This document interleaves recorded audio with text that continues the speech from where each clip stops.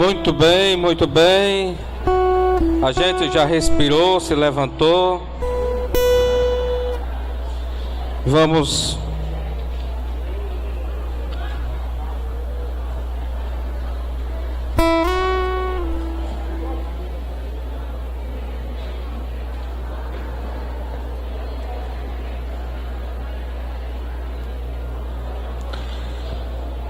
o nosso último encontro, no que diz respeito às palestras, vai tratar justamente do tema Venha a nós o vosso reino, que é o tema central do nosso Consagra-te este ano.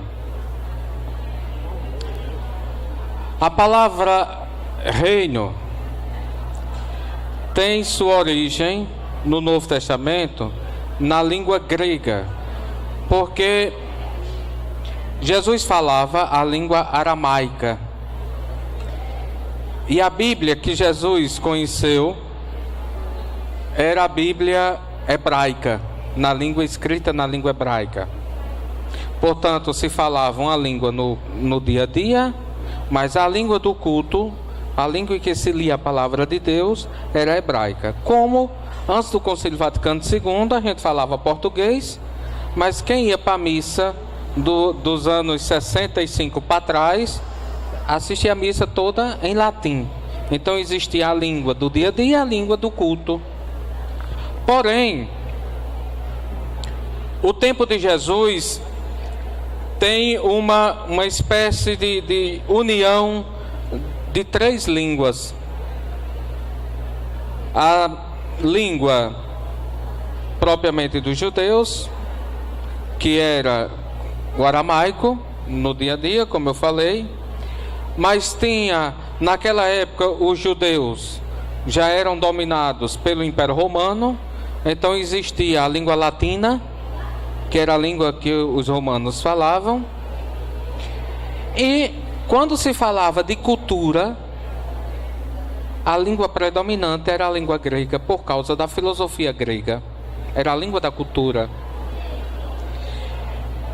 E no tempo de Jesus, quem vinha da parte de cima da Judéia, que era do mundo grego, tinha também um grande comércio via mar, e aí se falava um grego, mas não o grego erudito dos filósofos, mas um grego popular, uma linguagem mais popular. E essa linguagem mais popular é chamada grego koiné. Koiné quer dizer popular. E o Novo Testamento foi justamente escrito nesse grego koiné, ou seja, na linguagem no grego popular, coloquial. Então o nome reino no grego vem justamente da palavra basileia. E basileia, ela tem três sentidos. O primeiro é realeza, no sentido abstrato. Então, quando se falava basileia, se falava de uma realeza. Depois,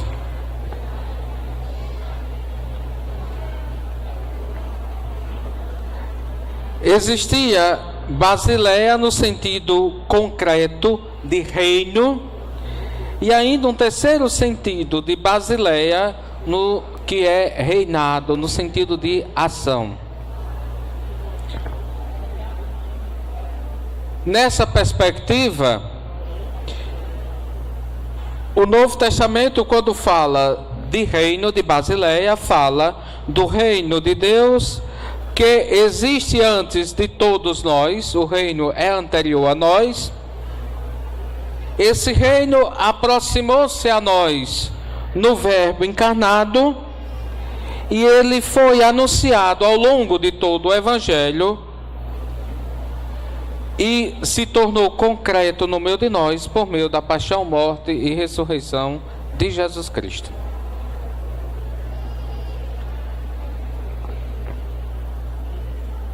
Olhe, meu pai era comerciante. lá no Seridó a gente diz, ele era machante. Vocês sabem o que é machante? Trabalhava com carne, tinha açougue.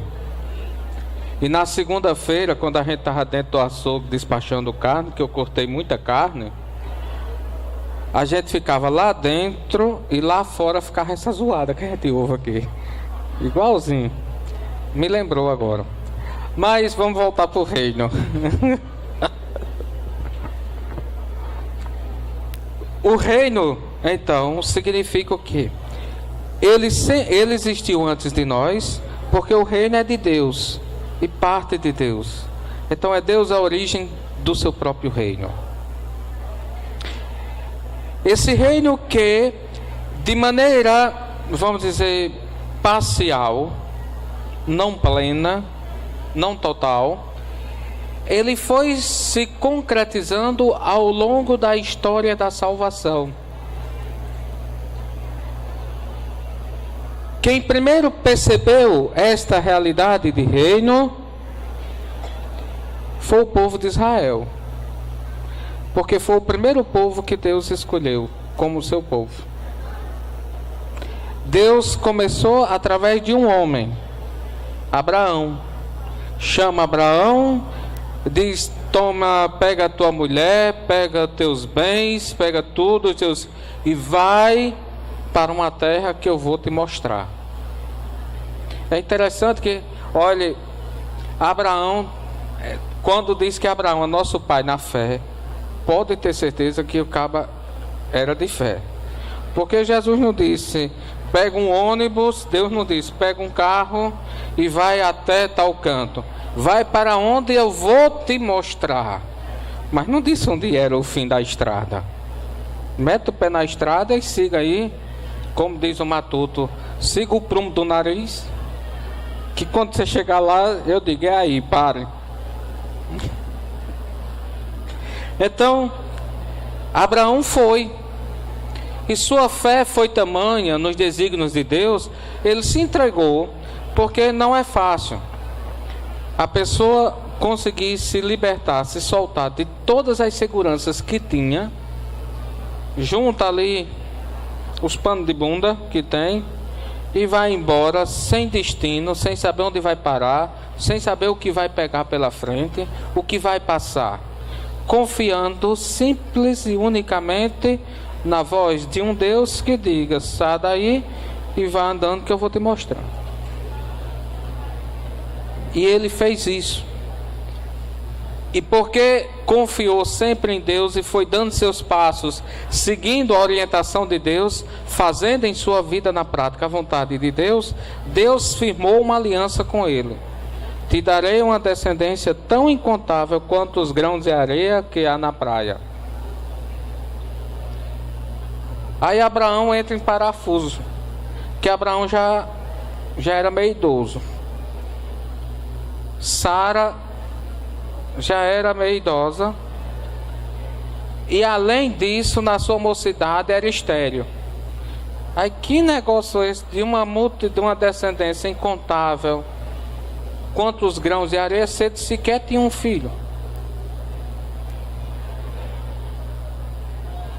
Aí veja como a atitude humana pode atrapalhar um meio de campo. Às vezes a gente faz muita besteira por não saber esperar o tempo de Deus em nossa vida. Aí Sara se apressa. Olha, eu não posso dar filho a você, então só tem um jeito, pega uma escrava minha, vá dormir lá com ela, que ela vai te dar um menino, aí você tem descendência, Ismael. Mas não era isso que Deus estava falando. Sara botou a carroça na frente dos bois. Aí vem 3 anjos, 3 homens de brancos, que é identificado como anjos de Deus. Aí vai se encontrar com Abraão. Eu, quando leio essa passagem, eu tenho uma certa inveja desses anjos, porque diz que Abraão ofereceu o melhor que tinha: carne de carneiro, coalhada e queijo. Se eu estivesse lá, não tinha comida até dizer chega, né? Mas era o melhor que tinha. Olha, não sei se vocês já fizeram a experiência, mas eu já fiz. Comer coalhada com carne de sol assada, pense num bocado bom. Quem não comeu não sabe o que perdeu, mas é bom, né? Pois bem, aí esses 3 homens que vieram da parte de Deus trouxeram para Abraão uma revelação. O próximo ano, por este tempo, Sara terá dado um filho a você. Olhe, eu vou só dizer o que a Bíblia diz. Sara estava atrás da porta ouvindo a conversa de Abraão. Não sei se é toda mulher que tem esse defeito de ficar ouvindo conversa. Mais ou menos, né? Já tem uma se entregando aqui. Mas, justamente naquela atitude, ela ouviu, aí começou a rir, porque faltou um pouco de fé nela. Deus mandou o anúncio, Deus disse o que ia se concretizar. Deus, aqueles homens, aqueles 3 anjos, não estavam dizendo, vocês aceitam isso? Não, eles diziam um recado, o próximo ano, por esse tempo, ela terá já um filho. Estava anunciando o que já estava afirmou o que estava para acontecer. Aí ela riu. Por isso que o nome do menino é Isaac. Porque em hebraico Isaac quer dizer filho do sorriso, filho daquela que duvidou. O nome Isaac. E é de Isaac que vai nascer Jacó. Jacó vai ter uma prole de 12 filhos. E esses 12 filhos vai dar origem às chamadas 12 tribos de Israel. A totalidade desse povo é o que se chama povo de Deus no Antigo Testamento, fundado nas 12 tribos. Depois esse povo que é chamado de Israel, porque tem a história de que Jacó achou de brigar com um anjo, passou a noite toda agarrada com o anjo, e como ele não desistia, o anjo pegou na coxa dele aqui por trás, no tendão, e feriu ele, que ele ficou manco a partir dali. E passou a receber o nome de Israel. Perdeu o nome de Jacó e recebeu o nome de Israel, porque o nome Israel em hebraico significa aquele que lutou com Deus. Às vezes a gente também passa por essa tentação de relutar com Deus. Mas Deus, olha, só acontece miséria na minha frente. Quanto mais eu rezo, mais assombração me aparece. E aí? E quer jogar a batata quente nas mãos de Deus, né? Só que a gente esquece que se você cozinhou a batata, quente ou fria, quem vai comer ela é você. Não foi você que cozinhou? Então nasceu o povo de Deus. E Deus fez uma aliança com esse povo. Eu serei vosso único Deus, e vós sereis o meu povo. E a partir daí começa a criar um reino que era só de Deus, na transcendência de Deus, na sua divindade, mas um reino que agora começa a como que criar uma forma corpórea por meio do povo de Deus no Antigo Testamento. Esse reino, que foi aquele povo, saiu do Egito e vai para a terra prometida, constitui-se um reino definitivo através de Saul, de Davi, de Salomão, que reúne e faz um reino onde Davi foi coroado, primeiro Saul, depois Davi, terceiro Salomão, foram constituídos reis. E esses reis, eles eram vistos como ungidos de Deus. Ungidos de Deus.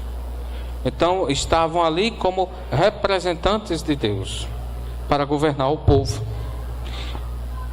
Isso fez com que o povo, ao longo da história, entendesse que o reino de Deus estivesse ligando a uma só realidade, o poder temporal e o poder é o poder espiritual. Então juntar essas duas coisas. Aí passa-se o tempo, e quando passa-se um tempo, esse reino vai se dividindo, vai tendo brigas, vai tendo divisões. Aí vem Nabucodonosor lá da Babilônia, no século VI, passa por cima de tudo feito trator, pega todo mundo, leva de escravo para a Babilônia. Aí o reino se acaba.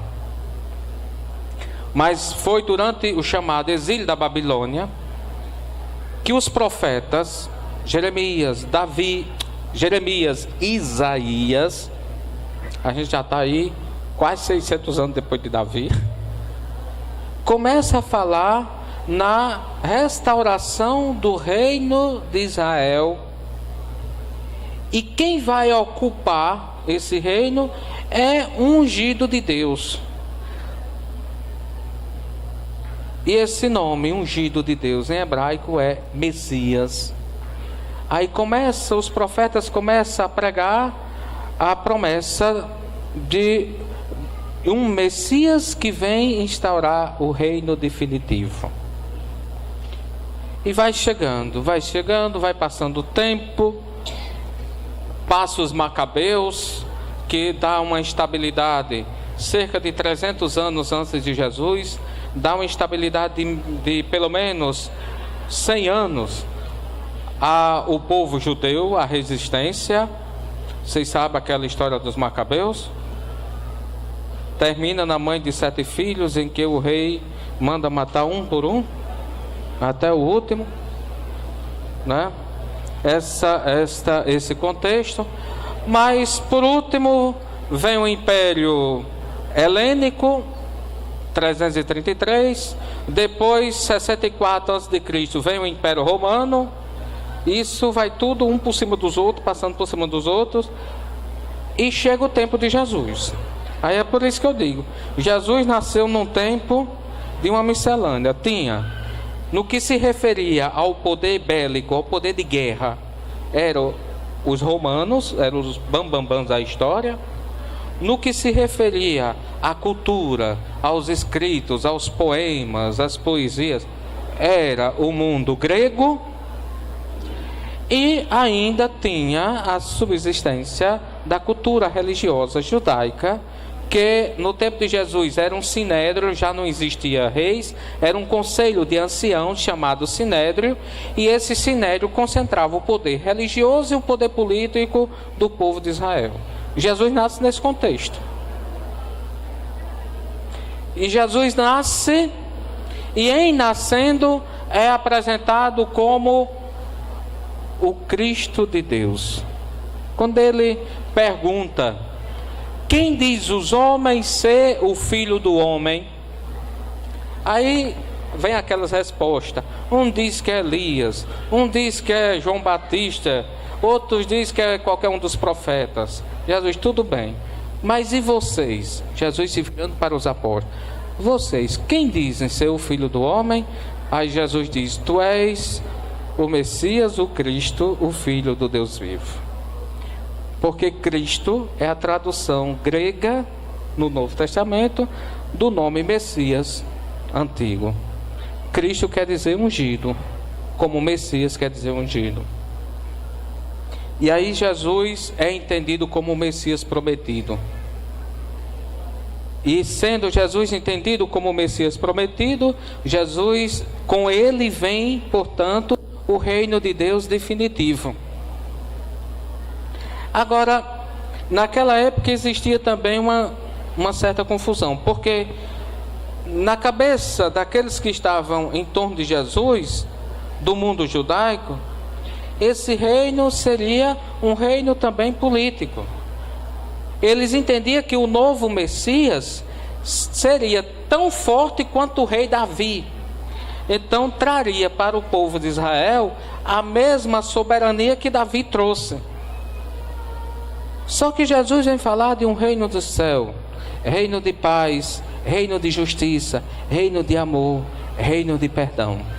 E Jesus faz entender que, embora ele trouxesse com ele o reino no meio de nós, porque desde o momento que Jesus se fez homem e habitou no meio de nós, o reino de Deus se tornou definitivamente presente no nosso meio. Mas esse reino de Deus não é deste mundo. Sabe a quem Jesus afirmou isso? A Pilatos. No dia do julgamento, coloca Jesus diante de Pilatos. Todo mundo crucifica-o, crucifica-o. A gente não lê esse evangelho na Semana Santa. Aí Pilatos bota Jesus numa sala em segredo. Aí pergunta: você é rei? Olha, Pilatos já se tremendo de medo, porque quem mandava até então era ele. Aí aparece um.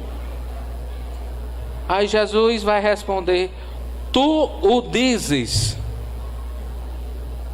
Olha, Jesus tem palavra certa.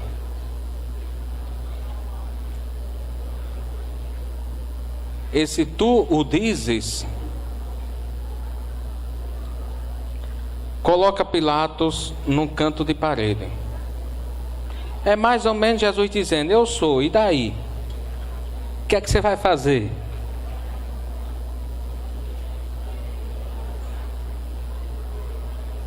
É tanto que quando Jesus diz tu o dizes, o evangelho fala que teve um soldado que deu uma tapa no pé do vidro de Jesus. Isso é modo de responder ao rei, se referindo ao reino desse mundo. Mas Jesus disse: sim, mas meu reino não é daqui. Se meu reino fosse daqui, meus anjos viriam, simplesmente dominaria todos vocês.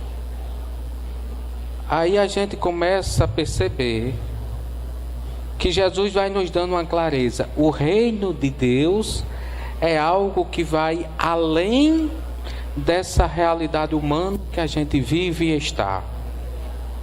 Porque meu reino não é daqui. O reino de Deus tem uma dimensão muito mais além. E porque é além, esse além no grego tem um prefixozinho chamado trans. É transcendente, ou seja, está além dessa ascendência, dessa realidade material, física nossa. E aí, com essa realidade, Jesus vem dizer que, de fato, esse reino vem, ele está sendo instaurado nele. Esse reino se tornou uma realidade definitiva no mundo quando Jesus morreu e ressuscitou. Quando Jesus na cruz disse: tudo está consumado. Quem assistiu a missa hoje de manhã, eu falei disso. Essa frase de Jesus, tudo está consumado, é uma frase bem nordestina nossa, que a gente diz: é prego batido, ponta virada, não tem mais quem arranque. Então o reino de Deus instaurou. Deus cumpriu sua promessa. E tendo cumprido a sua promessa em Jesus Cristo, Jesus se torna rei. Mas não é só rei dos judeus, é rei do universo, é rei de toda a criação, é reino de tudo que existe, porque ele passa a ser senhor de tudo que existe. Então esse reino foi instaurado em Jesus Cristo, mas a plenitude desse reino se dará na parousia, no juízo final. E sabe por quê? Porque até a parousia, se de um lado a gente conta com a graça de Deus, que tirou de nós o pecado, nos remiu por completo, São Paulo diz uma coisa que deixa a gente com a pulga atrás da orelha. São Paulo diz: Cristo de fato tirou de nós o pecado, mas ficou em nós a concupiscência. E sabe o que é a concupiscência? A tendência ao pecado. Vocês sabem o que é a tendência ao pecado? Eu vou dar um exemplo. Nem todos aqui vão entender, mas quem é diabético aqui, levanta a mão. Vocês sabem o que é sentir aquela saliva na boca quando vê uma barra de doce na frente de vocês? Concupiscência é isso. É aquela tentação maldita que, se você não frear a tempo, você mete a boca naquela barra de doce, mesmo que depois se arrependa, né? Então, concupiscência, essa tendência ao pecado. Ora, essa tendência ao pecado, que é a concupiscência, é a brecha que ainda tem em nós, e que aquela serpente que eu falei ontem, da tentação de Adão e Eva, vive, como ela não pode enfiar a cabeça, porque Nossa Senhora já pisou na cabeça, aí ela fica com a cauda tentando se infiltrar dentro dessa brecha, vive tentando a gente. Aí a gente está nesse estágio, a gente conta com a graça de Deus, mas se a gente se desviar dessa graça de Deus, entendeu? É como a pessoa hipertensa. Enquanto você está tomando um comprimidozinho dentro da coisa regular, não está abusando do sal, não está abusando da alimentação, sua pressão está beleza, está na graça. Você abandonou o remédio, achou de comer, sei lá, uma espiga de milho, aí estava insossa, aí você botou 1 quilo de sal em cima para comer, não tem remédio mais que cura, ela estoura, sobe de vez. Então, dentro desse contexto, nós continuamos sendo tentados. E é por isso que Jesus disse: vigiai e orai. Esse vigiar e orar de Jesus, a gente acha que é porque vai vir só a parousia e o mundo vai se acabar. Não é vigiar e orar porque o mundo vai se acabar. Vigiar e orai porque antes do mundo se acabar, o diabo está tentando. Está tentando levar a gente, está tentando derrubar a gente. Vigiar e orar porque a gente ainda não está completo. A gente se levanta hoje, mas amanhã pode cair. Vigiar e orar porque a gente tem altos e baixos, como numa estrada. Tem tempo que a nossa vida está uma beleza. Vocês já passaram por isso? Tem tempo que a gente consegue fazer todas as orações, vai à missa, e ainda depois da missa ainda fica apelando: padre, segura aí as portas da igreja 5 minutos para eu rezar aqui um Pai Nosso além da missa, né? A gente tá rezador, que é uma beleza. Mas tem outro tempo que para a gente rezar uma Ave Maria precisa de um chicote, é na marra, né? Tem tempo, né, que a vida da gente é como uma banguela, não precisa acelerar o carro, bota ponto morto que ele desce. Mas tem tempo que a nossa vida é também como uma banguela. Agora, num carro velho, sem freio, numa ladeira sem calçamento, cheia de buraco, e só Deus sabe como você vai se arrebentar lá embaixo. Não é assim não? É o vai e vem da nossa vida, é oscilante, a nossa vida é oscilante. E é por isso que Jesus diz: vigiai e orai. Por quê? Porque quando a gente vigia, quando a gente reza, essas coisas acontecem, porque enquanto a gente está nesse mundo, pode faltar tudo na nossa vida.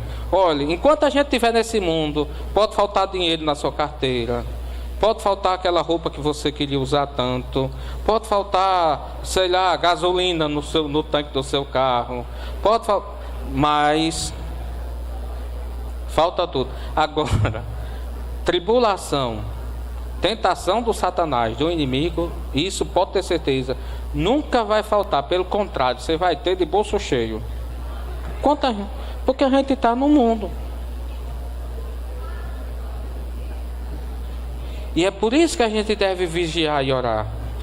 Porque quando a gente está preparado, quando a gente está fortalecido, a gente pode até não saber o que vem pela frente.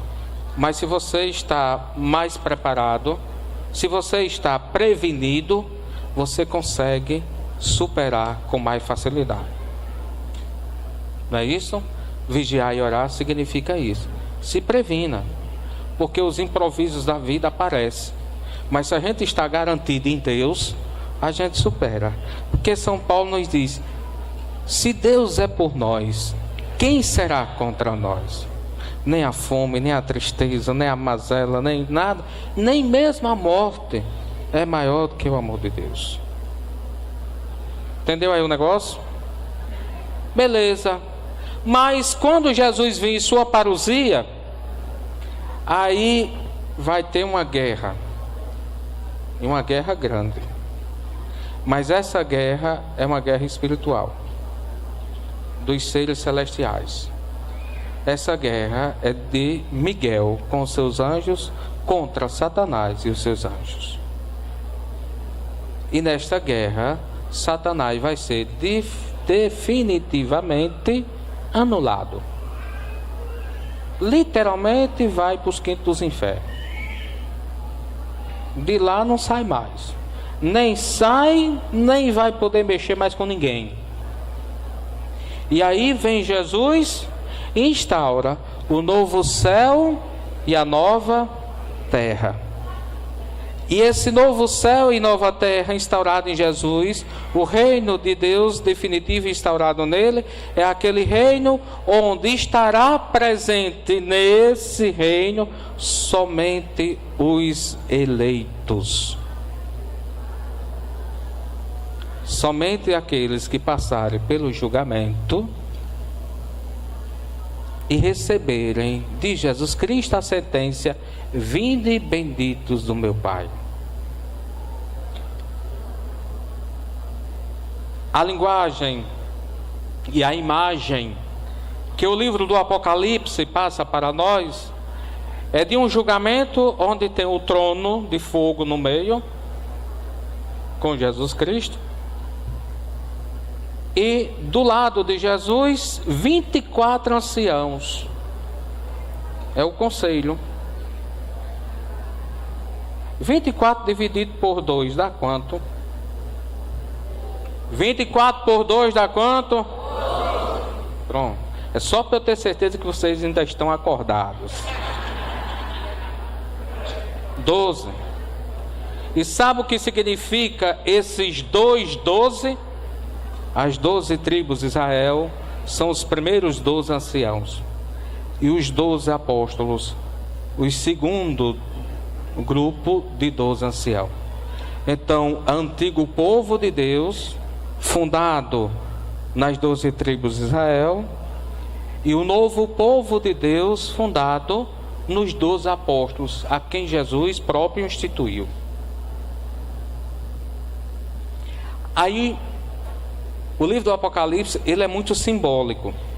Ele joga muito, faz um trocadilho muito grande com símbolos, com imagem. E ele diz: o número dos eleitos é 144 mil. Quem quiser calcular, que calcule. Aí vocês sabem o que é 144? Qual a raiz? Matemática. Aula de matemática. Qual a raiz quadrada de 144? Vocês estão dizendo isso pela lógica ou porque sabe dizer? 12 vezes 12 é 100. Pronto. Após 144 não é simplesmente um número matemático, ou seja, maior que 143 e menor que 145. Mas 144 significa totalidade do povo de Deus, que é essa multiplicação do povo da antiga aliança com o povo da nova aliança. Minha gente, estes 144 mil é o reino de Deus no meio de nós.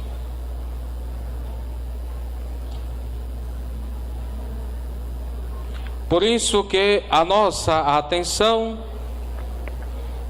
é a gente vigiar e orar para se garantir que a gente esteja no meio desses 144. Porque se a gente estiver dentro desses 144, a gente está salvo. É questão de tempo para a gente se abraçar com Nossa Senhora lá no céu. Se a gente está nas beiradas, desses 144 mil? Sabe aqueles caldeirão de feijoada que fica bem cheio e fica aqueles pedaços de calabresa, né?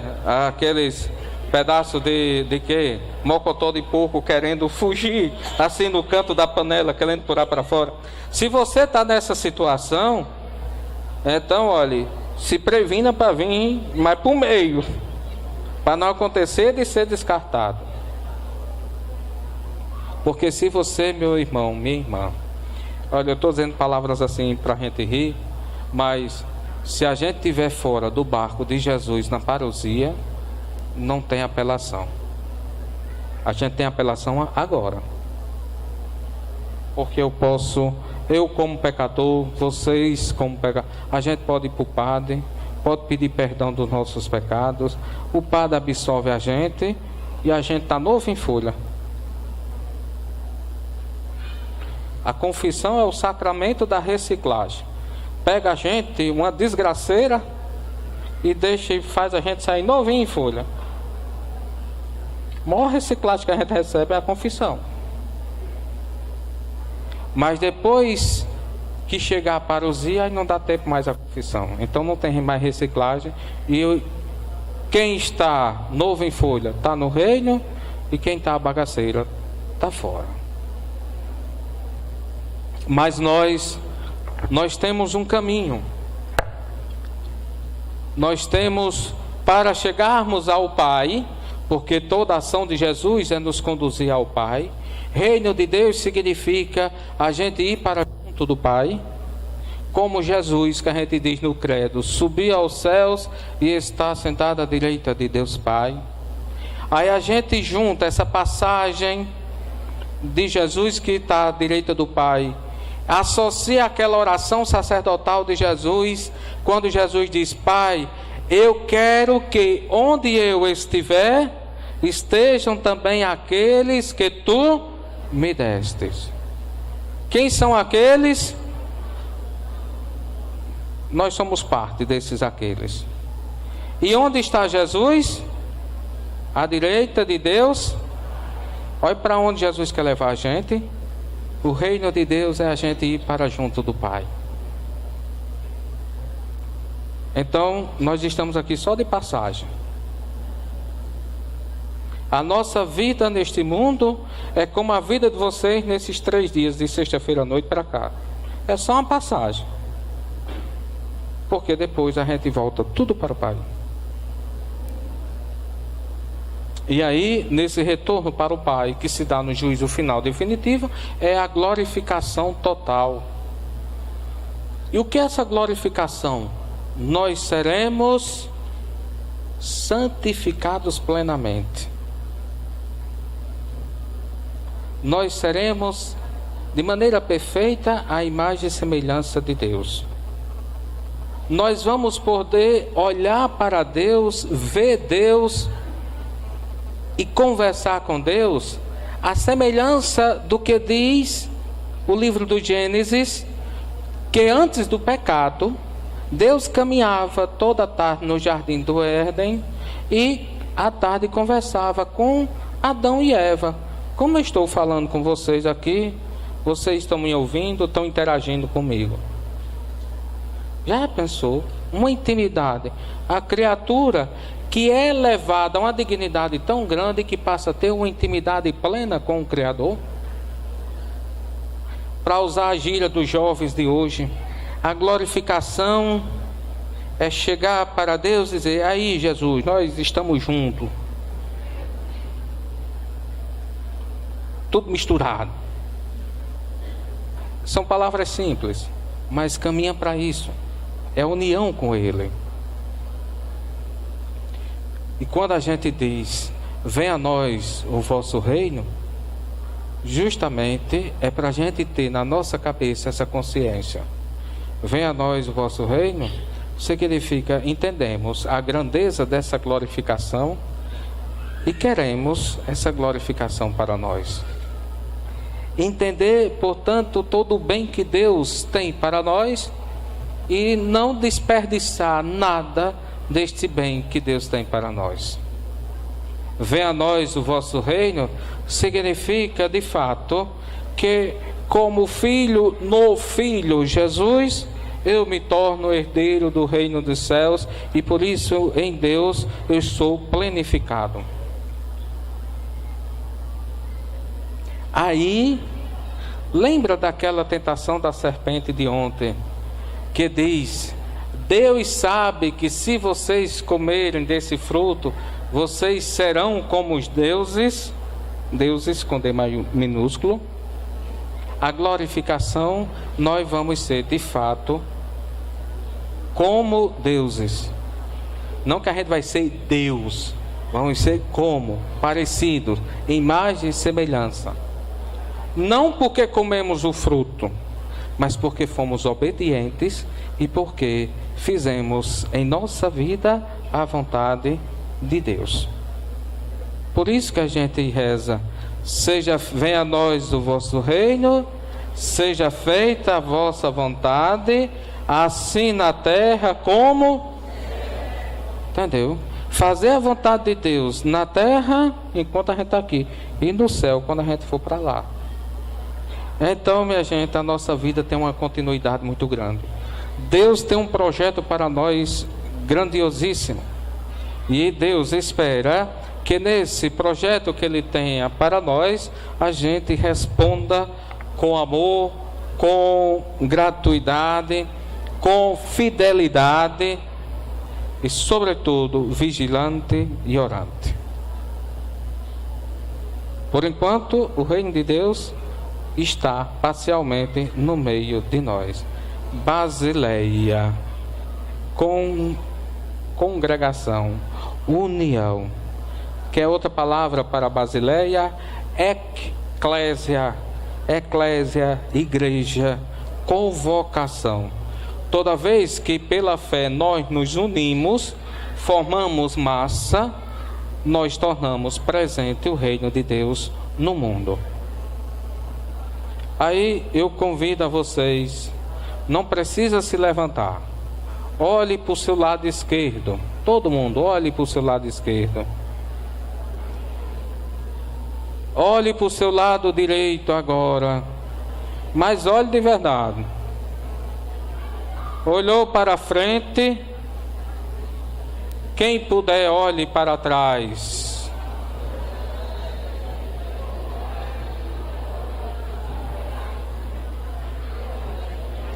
Sabe o que é isso? Reino de Deus do seu lado e do outro, na sua frente e atrás de você, e você no meio. Continue no meio, não saia do meio não, que você é de Jesus e vai caminhando no barco de Jesus. Amém?